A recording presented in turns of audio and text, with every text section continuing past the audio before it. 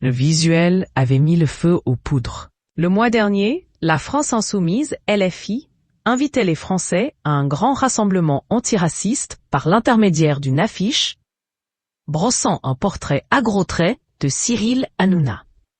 Plusieurs détracteurs avaient qualifié le tract de caricature antisémite dans sa réutilisation des codes picturaux de l'Allemagne nazie pour représenter l'animateur. Au lieu de s'expliquer, le chef du parti, Jean-Luc Mélenchon, s'était enfermé dans le déni. Le leader de LFI disait ignorer l'origine juive du trublion du PAF, préférant pointer du doigt la propagande des réseaux d'extrême droite. Malgré des discordes en interne, ses plus fidèles lieutenants continuent de soutenir son argumentation, à quelques nuances près.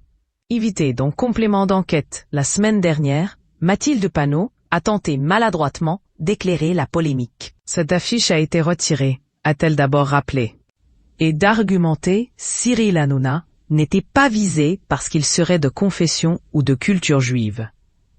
Cyril Hanouna était visé comme d'autres personnalités, comme Bolloré, parce qu'il est un relais des idées de l'extrême droite.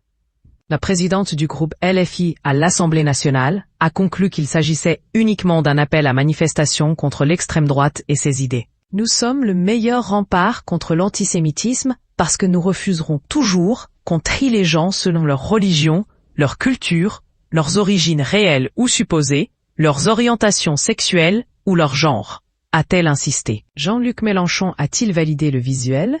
Non, selon Mathilde Panot, offusquée par l'obsession absolument incroyable de son interlocuteur pour le patron de LFI.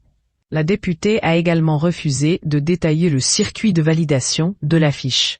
Si, avec cela, vous essayez d'accréditer la thèse que nous serions antisémites, je vous dis, alerte, a-t-elle averti. La députée a alors invoqué une figure très respectée dans son argumentaire. Le pape, qui est récemment disparu, a été qualifié d'antisémite. Le secrétaire général de l'ONU a été qualifié d'antisémite. Lors d'une audience avec l'American Jewish Committee en 2019, le défunt pontife avait pourtant rappelé l'antisémitisme représente une négation de ses propres origines, une contradiction absolue aux yeux de la chrétienté.